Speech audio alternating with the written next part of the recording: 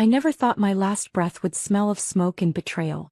As the flames licked closer, I watched my life flash before my eyes.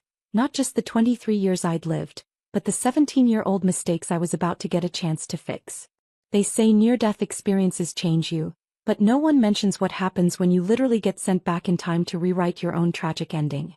Ben drugged me and locked me in that basement as a sick gift to his girlfriend, but when I open my eyes again, I'm staring at his much younger face across the classroom, and this time, I know exactly who to trust.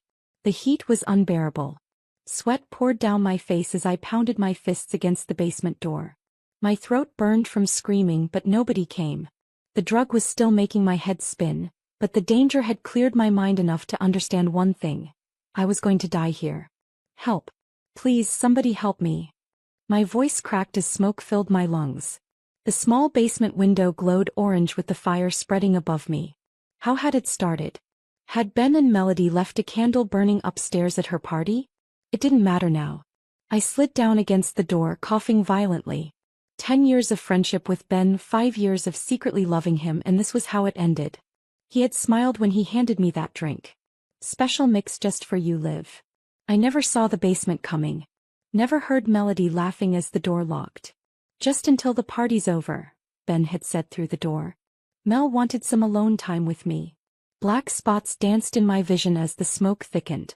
The fire alarm shrieked upstairs, followed by distant screams. Had they forgotten I was down here? The party guests were probably running outside while I was trapped, forgotten. A loud crash from upstairs sent sparks raining down the basement steps. Something was burning through the floor. I crawled to the corner, watching in horror as flames began eating through the wooden ceiling. Then I heard it, someone calling my name. Not from upstairs but outside the small basement window. Olivia. Can you hear me? The voice was familiar, but my oxygen-starved brain couldn't place it. A face appeared at the window, a boy with dark hair and determined eyes. Ethan. I whispered, confused. Ethan Carter from my high school? I barely knew him. We'd graduated together years ago, but why was he here now? The window was too small for me to climb through, but Ethan was already smashing at it with something heavy. Glass shattered inward as he broke the entire frame. Liv, come here. Hurry. I tried to stand but collapsed in a fit of coughing. The ceiling groaned ominously above me. I can't, I gasped. Can't breathe. Ethan disappeared for a moment, then came back with a wet cloth. He squeezed it through the window.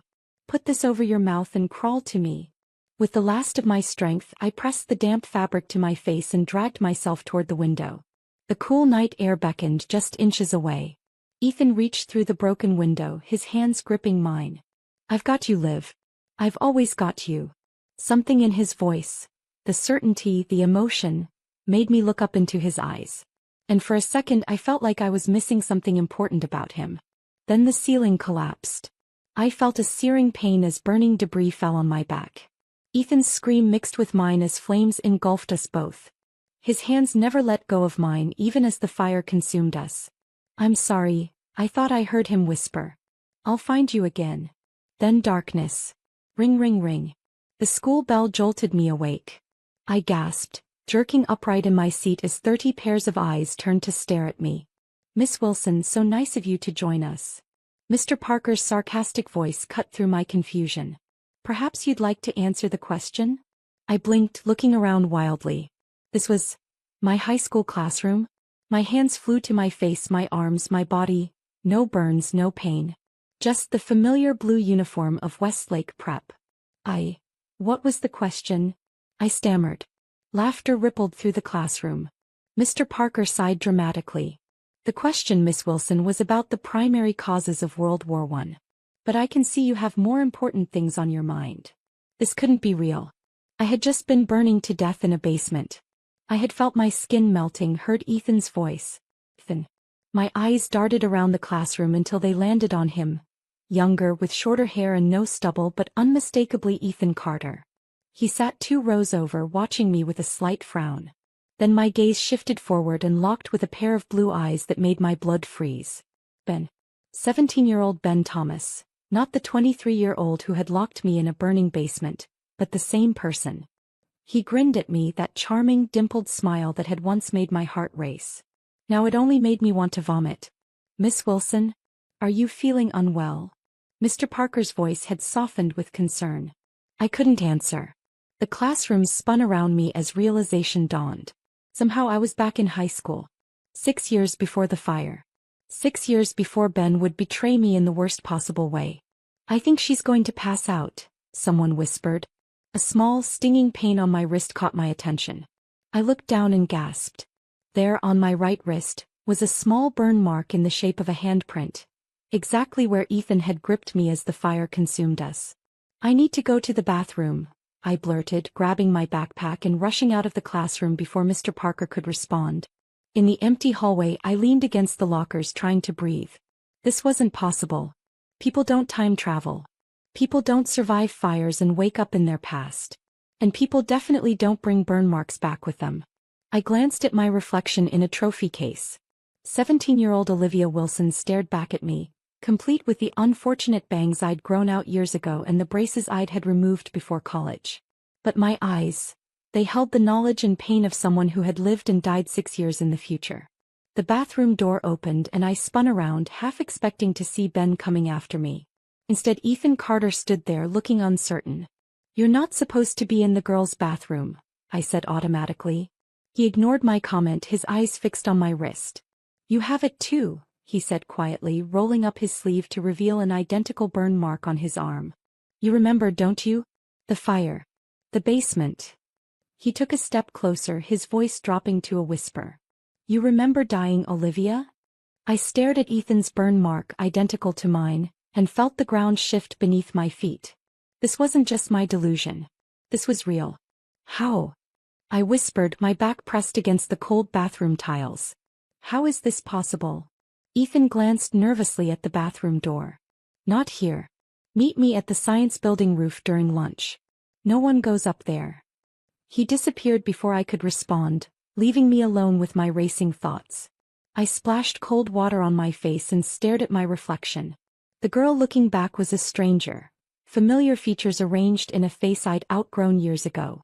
6 years of life experience trapped in a teenage body felt like wearing shoes 3 sizes too small. I returned to class in a daze, hyper-aware of Ben watching me from across the room. In my original timeline, this was when I was desperately in love with him.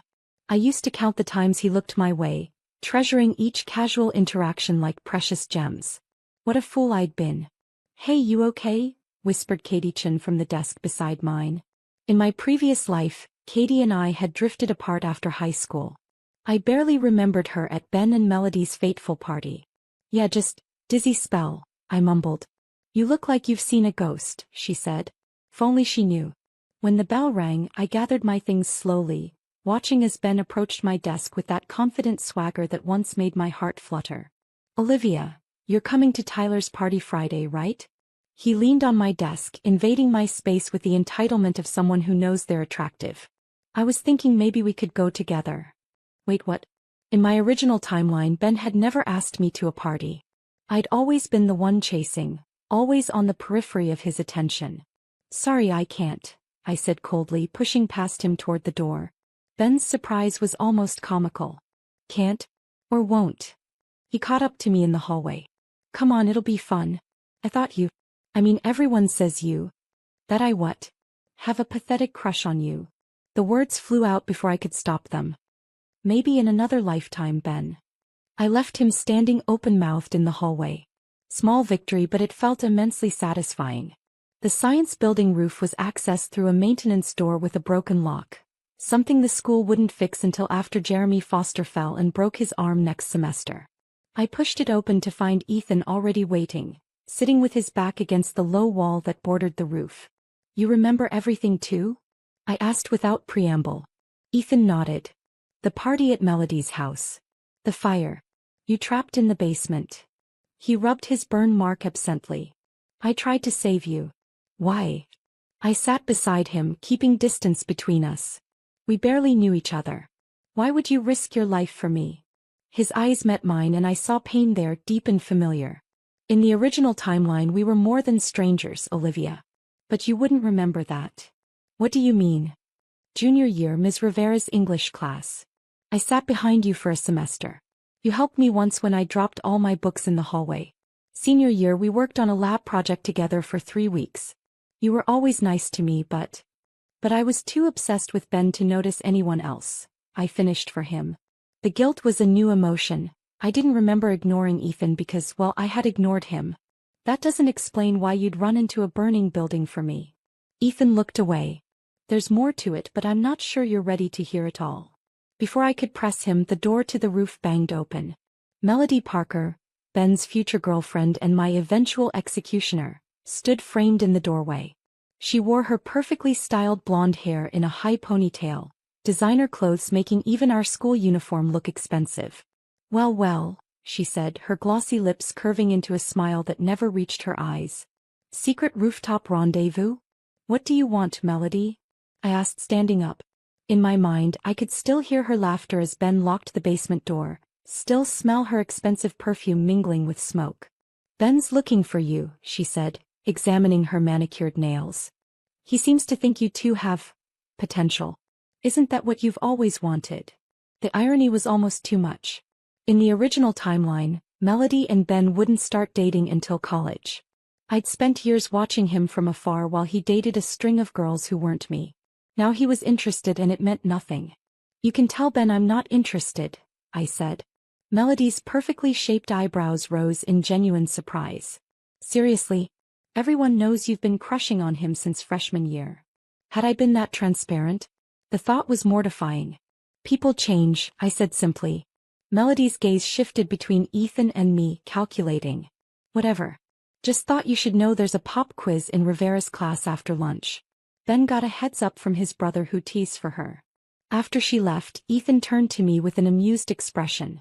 So Ben's suddenly interested in you, huh? Apparently changing the timeline has unexpected consequences, I muttered. In the original version he never looked twice at me until after college, when we reconnected at a mutual friend's wedding. And then he locked you in a basement and left you to burn, Ethan said darkly. After dating me for 6 months. I hugged my knees to my chest. I thought he was finally seeing me. Instead he was using me to make Melody jealous after their breakup. The humiliation still stung even after dying. So what's your plan? Ethan asked. We've got a second chance. What do we do with it? I considered this. First we ace that pop quiz after lunch. Then we figure out how to change enough of the timeline to avoid ending up in Melody's burning basement. And what about Ben? I thought about Ben's smile, how it once dominated my every waking thought. Now all I saw was the cruel twist of his lips as he locked me away as a party trick. Ben Thomas means nothing to me, I said firmly. Not anymore. The lie detector in Ethan's eyes said he didn't quite believe me, but he nodded anyway. Then let's start over, he said, extending his hand. I'm Ethan Carter. Physics nerd, secret comic book artist and apparently time traveler. I took his hand, careful to avoid our matching burn marks. Olivia Wilson. Former Ben Thomas groupie, future fire survivor and your new friend. As we shook hands I couldn't help feeling that underneath all the confusion and impossibility of our situation, something else was aligning, something that had been missing the first time around. The science lab smelled of ammonia and teenage desperation. Mr. Hendricks adjusted his safety goggles and cleared his throat. I've assigned lab partners for our semester project. No switching allowed. I held my breath as he read through the pairs. In my original timeline I'd worked with Katie on this project. We'd earned a solid B+ after minimal effort. But the universe apparently had a twisted sense of humor about second chances. Wilson and Thomas, Mr. Hendricks announced, not looking up from his clipboard. My stomach dropped. Of all the potential partners the universe had to pair me with Ben? I glanced across the room where he sat with his football friends. He caught my eye and winked. Carter and Parker, Mr. Hendricks continued. Now Ethan would be working with Melody. I shot him a sympathetic look as we all shuffled to join our assigned partners. The classroom rearranged itself like a reluctant square dance. Lucky us, Ben said, sliding onto the stool beside me. I was hoping we'd get paired up. I wasn't, I muttered, opening my textbook to the correct page. Ben leaned closer. What's with the cold shoulder lately? Did I do something wrong? Yes, you drugged me and left me to die in a basement fire. I wanted to scream. But that Ben didn't exist yet. This version hadn't committed those crimes. Was it fair to hate him for something he hadn't done? Let's just focus on the project, I said instead. I need an A in this class. Since when? Last semester you were barely pulling a C. He was right. In my previous life, science had been my worst subject. I'd been too busy daydreaming about Ben to pay attention. The irony wasn't lost on me. People change, I said, repeating what was becoming my mantra.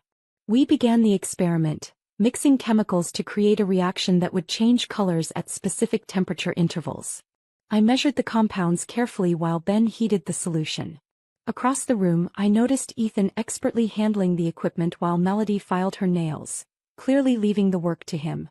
Some things never changed. So, Ben said casually, there's a rumor going around that you and the new kid are a thing. Ethan isn't new. He transferred last year. Whatever. Are you dating him? I carefully added 3 drops of the indicator solution. That's none of your business. I'm just curious why you'd go for someone like him when... When what? I challenged, looking up from the beaker. When I could be pining after you instead? Ben had the decency to look embarrassed. That's not what I was going to say. Yes, it was. I turned back to our experiment. You're used to me worshipping the ground you walk on. It bothers you that I've moved on. His eyebrows furrowed. Moved on? You never had me to begin with. The words stung more than they should have. Even knowing what he would become, some part of me, the 17-year-old part, still craved his approval. Look, I'm sorry, he said, surprisingly genuine. I didn't mean that how it sounded. I just thought we had a connection and suddenly you're treating me like I'm toxic. As you are, I thought. Ben reached for the beaker but his elbow knocked against the thermometer, sending it crashing into our solution. The glass shattered and the mixture splashed upward. Watch out. I jumped back but not before some of the chemicals splashed onto my lab coat. The blue liquid immediately began smoking, small holes appearing where it touched the fabric. Take it off. Ben shouted, reaching for me. I backed away, fingers fumbling with the buttons. The chemical burn was already seeping through to my blouse beneath. Suddenly Ethan was there, fire extinguisher in hand. Arms up, he commanded before spraying the neutralizing foam onto my lab coat. The relief was immediate as the chemical reaction stopped. Mr. Hendricks rushed over. What happened? Wilson, are you hurt? I'm fine, I said, though my hands were shaking. Just a small spill. Thomas, what were you thinking? Mr. Hendricks demanded. You know better than to disrupt equipment during an active experiment. Ben's face flushed. It was an accident. Hospital wing, Wilson. Mr. Hendricks pointed to the door. Carter, escort her, please. Thomas, clean up this mess. In the quiet hallway, Ethan finally spoke. Are you really okay? I nodded, though my chest felt tight. Just a small burn. Not my first, apparently. I tried for humor, gesturing to our matching supernatural burn marks. That was no accident, Ethan said quietly. I was watching. Ben deliberately knocked that thermometer. What? Why would he do that? I don't know. Testing you maybe? Seeing if you'd freak out so he could play hero? Ethan's jaw tightened. Or maybe he's just as dangerous in this timeline as he was in the last. I wanted to defend Ben, to say he wouldn't intentionally hurt me. Not yet, anyway. But the words stuck in my throat. The school nurse confirmed I had minor chemical burns on my collarbone and prescribed a soothing cream. By the time we returned to class, the bell had rung and students were packing up.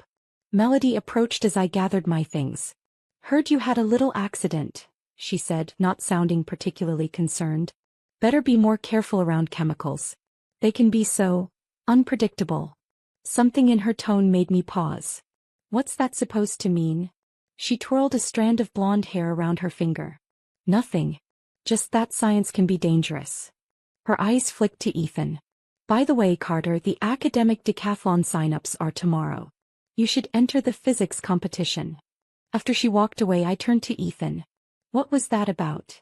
The physics competition has a $50,000 scholarship prize, he explained. In our original timeline, Ben won it. How? Ben's smart, but he's not a physics genius.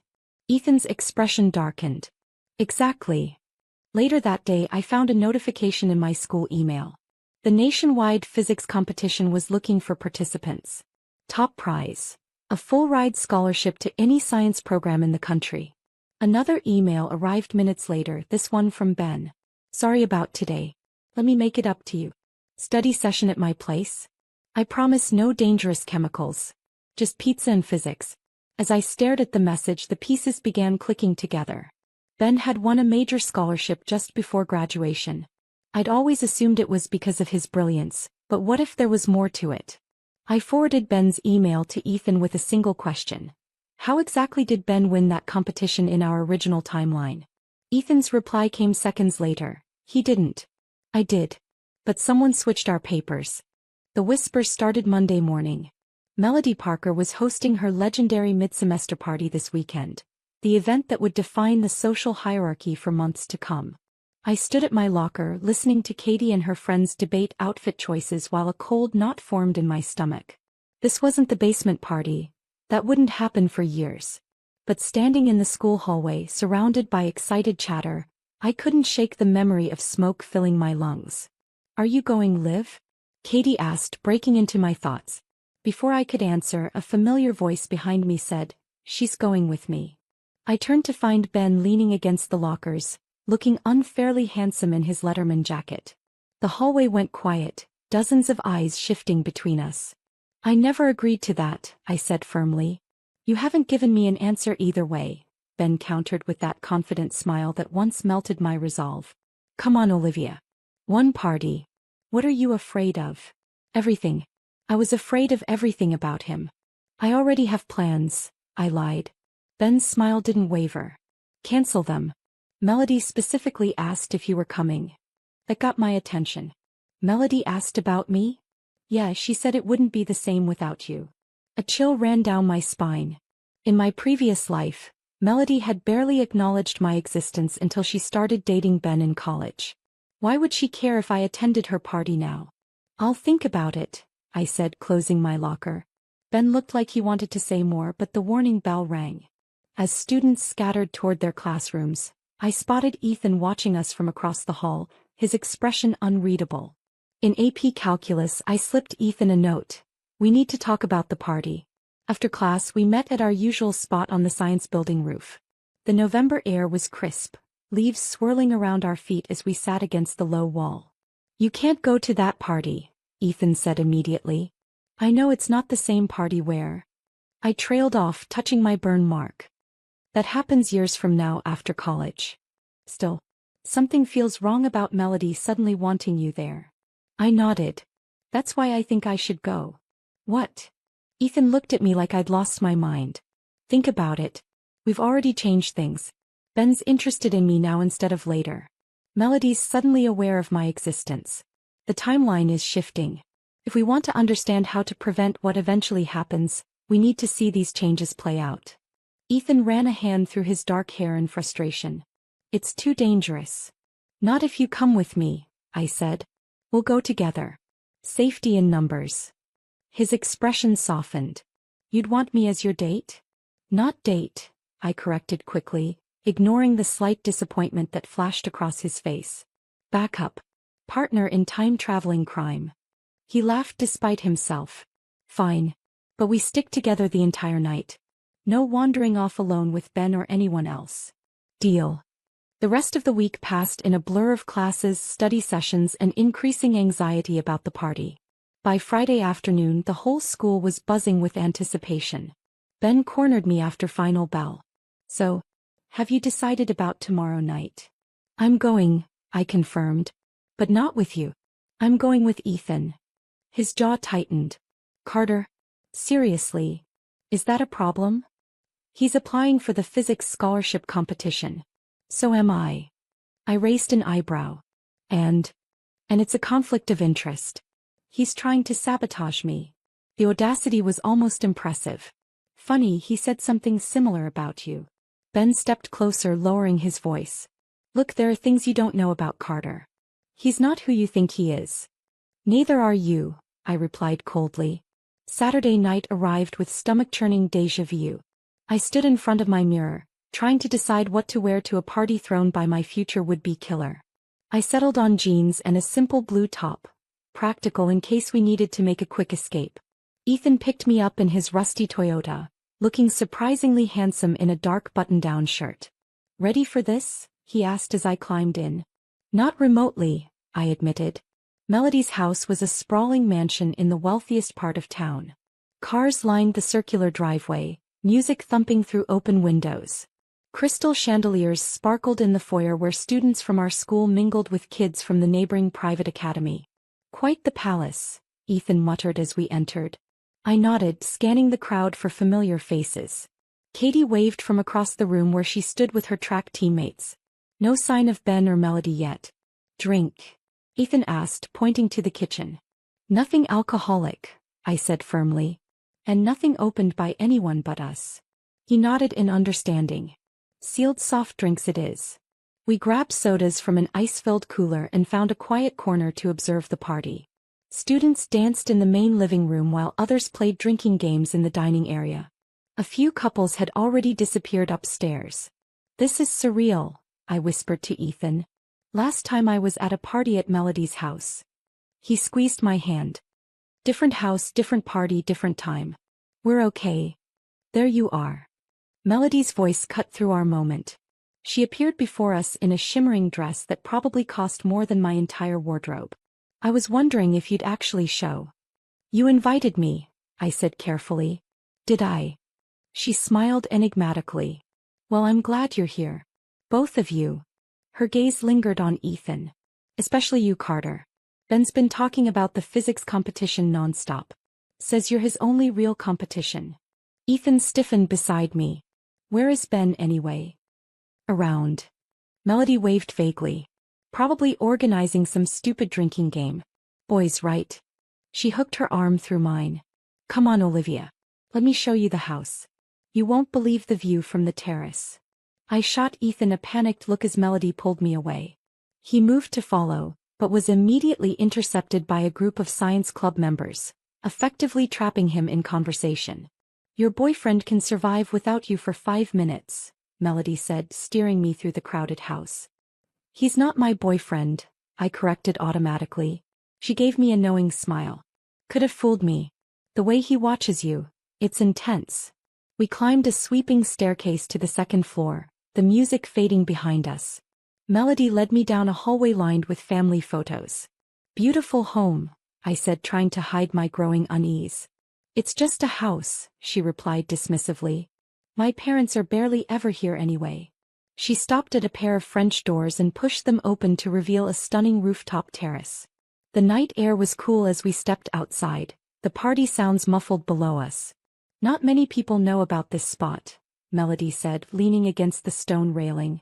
I come here when I need to escape. I kept my distance, staying near the doors. Escape from what? You have everything. She laughed bitterly. You have no idea what it's like being Melody Parker. Everyone wants something from you. What does Ben want? I asked, unable to help myself. Her expression shifted, something calculating entering her eyes. Why do you ask? Are you still into him? No, I said truthfully. I'm just trying to understand what's happening. What's happening is that Ben's been obsessed with you since you suddenly stopped being obsessed with him. She stepped closer. And that same week you start hanging out with Ethan Carter, Ben's biggest academic rival. Quite the coincidence. The terrace door opened behind us. There you are, Ben said, looking relieved. I've been looking everywhere. Melody's eyes darted between Ben and me, her smile tightening at the corners. Perfect timing. I was just getting to know Olivia better. She glided toward Ben, touching his arm possessively.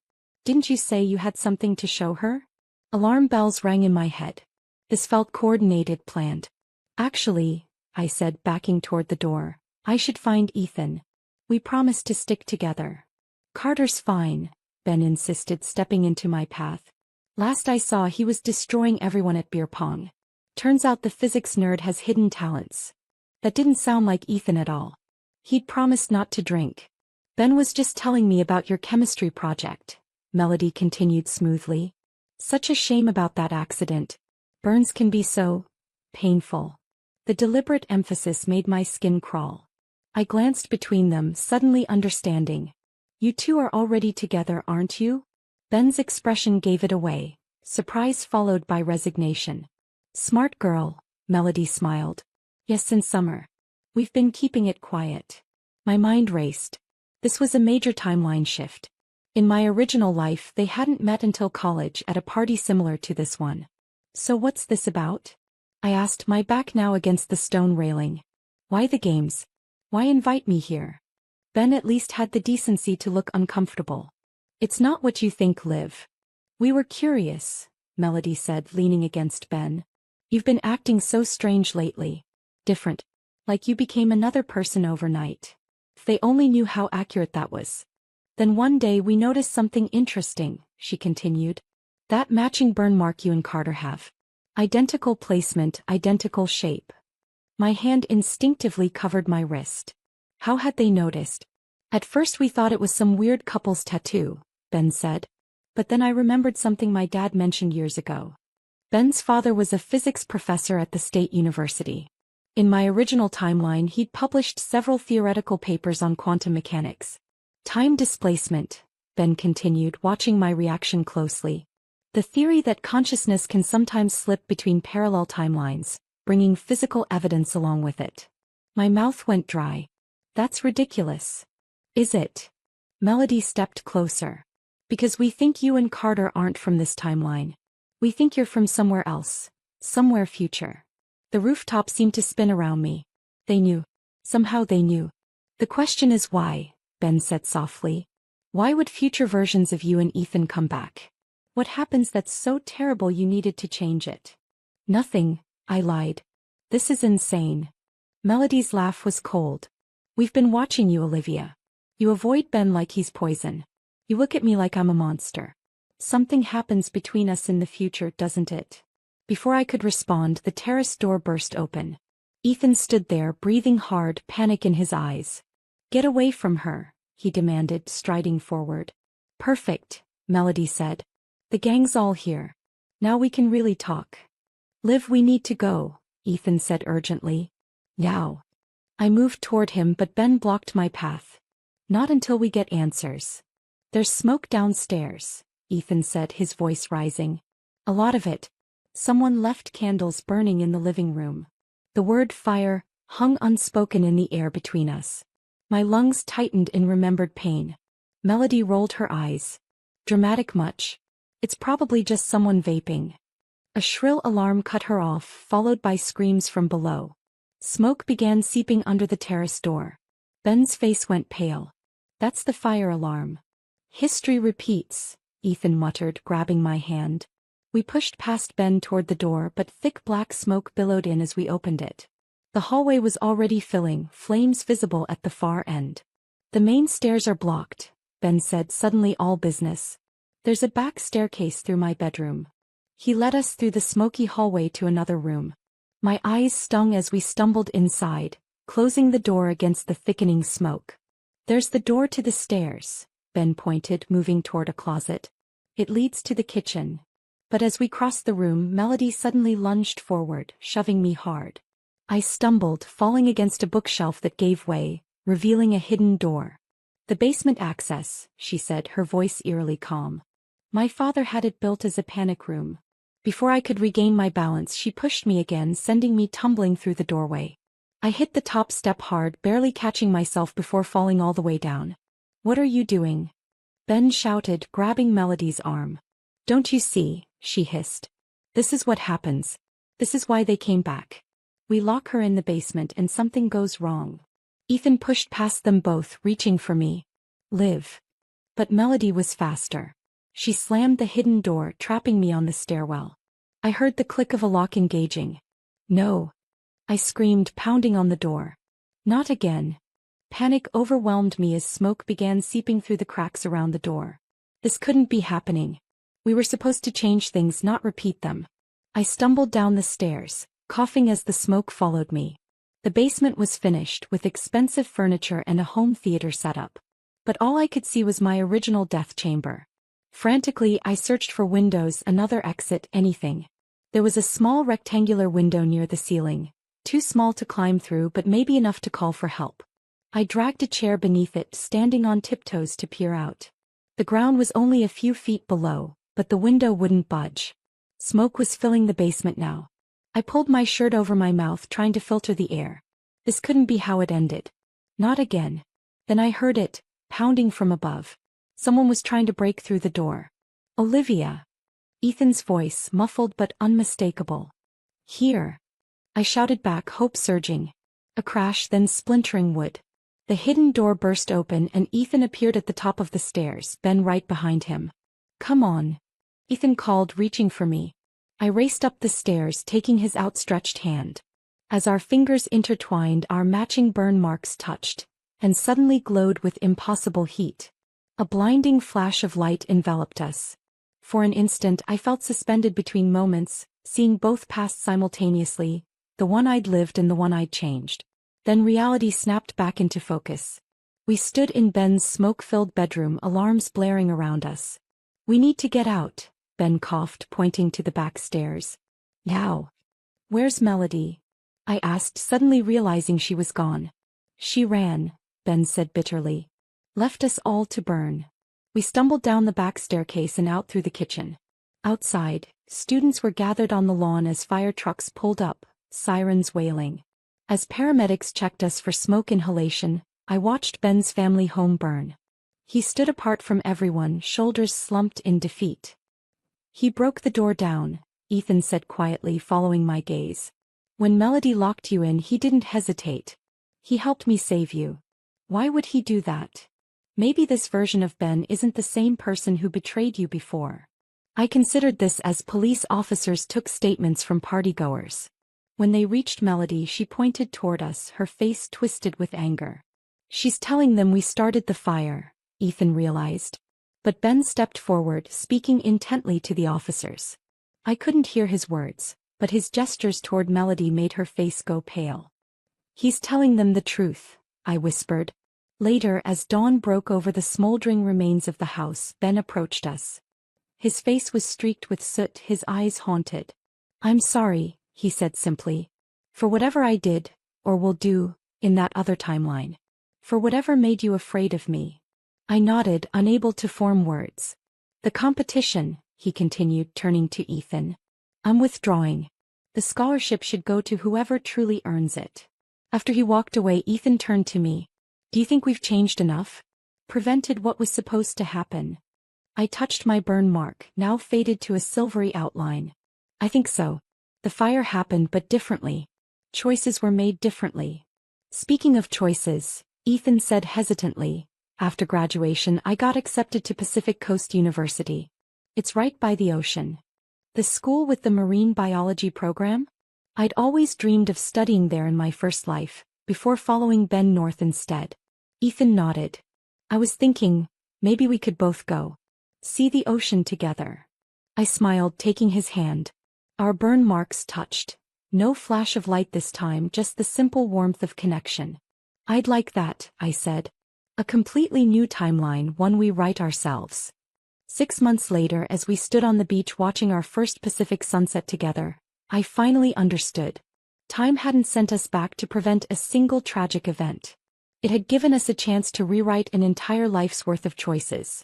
To recognize the difference between the love we think we want and the love that truly saves us.